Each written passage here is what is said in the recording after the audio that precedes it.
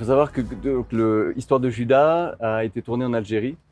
Et quand je suis arrivé en Algérie, je n'avais encore jamais rencontré Rabat. J'étais engagé, mais je n'avais jamais rencontré Rabat et je ne savais pas quel rôle j'allais jouer.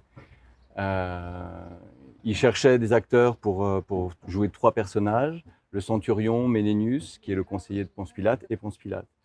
Et on lui a parlé de moi. J'ai rencontré Sarah, qui était l'assistante de production de Rabat, qui m'a fait confiance et qui m'a donc envoyé en Algérie sans avoir rencontré Rabat.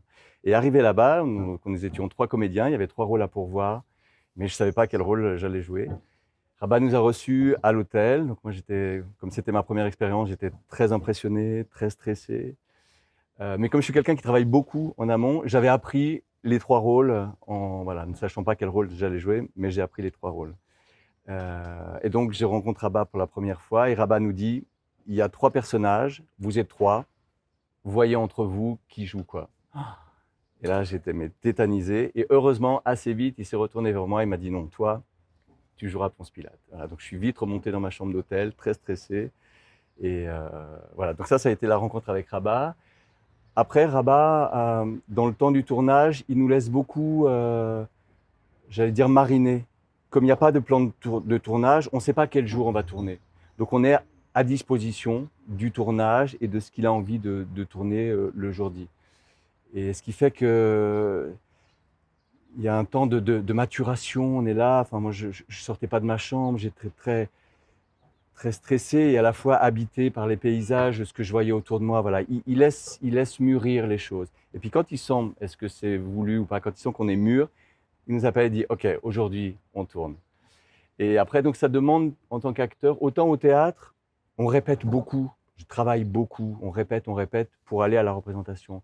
Là, j'ai très vite compris qu'il fallait être concentré, mais pleinement disponible à ce qui se passait, à la vie, aux partenaires, au paysage. Il fallait être pleinement présent pour pouvoir vivre l'instant. Et je crois que c'est ce qui aussi caractérise le cinéma de Rabat. C'est la vie dans ses films, la vie, le moment, quoi. Il laisse le temps, il laisse vivre les choses pour pouvoir attraper l'instant précis, quoi, le moment juste, quoi, de vérité.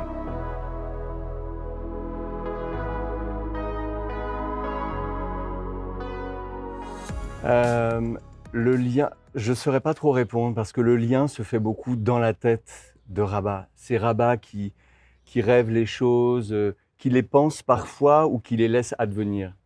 Je ne sais pas si c'était prémédité, ce lien entre Ponce Pilate et Monsieur Ponce.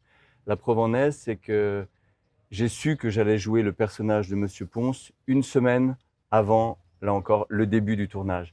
J'étais prévu sur un autre personnage, donc j'avais le scénario, je rêvais sur l'autre personnage. Et une semaine avant le tournage, il m'a demandé si j'étais un peu plus disponible et pour me proposer ce rôle, qui ne s'appelait pas Monsieur Ponce, d'ailleurs, dans le scénario. La preuve que les choses s'inventent aussi, se créent avec ce qui se passe. Et donc, je suis arrivé, c'était écrit pour un personnage plus âgé que moi, et Rabat assez vite m'a dit on va partir de qui tu es, de ce que tu es, donc ne cherche pas à composer quelque chose. Et voilà, il savait déjà des choses un peu de mon histoire, bref, voilà, il y a un peu de ruse aussi chez Rabat. Il sait, c'est pas de la manipulation, mais il sait être à l'écoute de qui on est et il nous regarde, et voilà, avec confiance et bienveillance.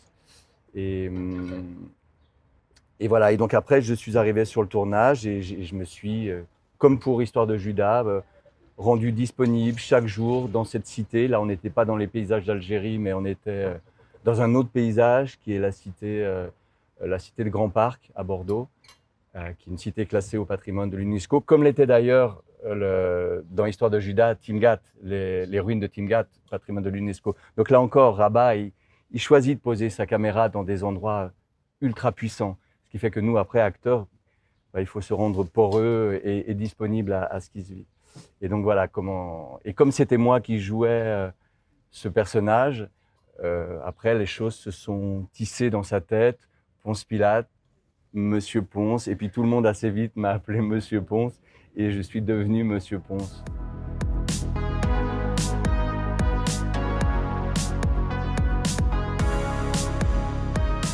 La première chose, c'est d'avoir une connaissance du scénario.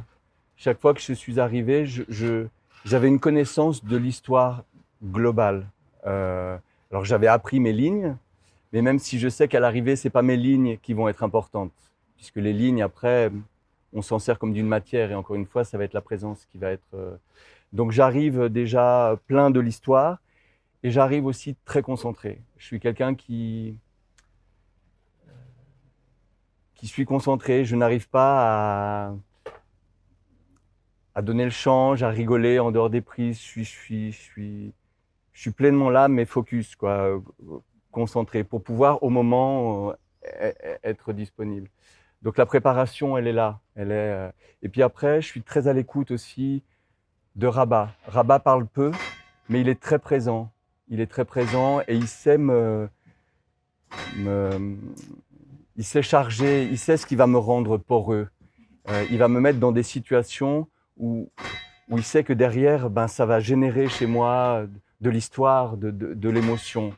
Voilà, donc ma préparation, elle est là. Elle est dans la détente, grande concentration et grande disponibilité.